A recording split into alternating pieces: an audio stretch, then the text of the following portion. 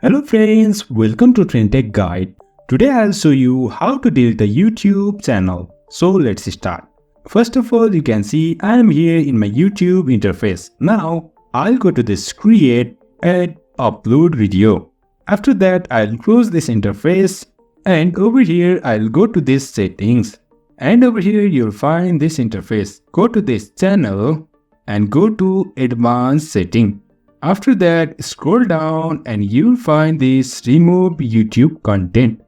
Click on this and you'll be redirected over here. First of all, you need to enter your password over here. I'll enter mine and after that you land to this interface. Here is two options. I want to hide my channel and I want to permanently delete my content. Now to delete this channel permanently, click on this I want to delete permanently.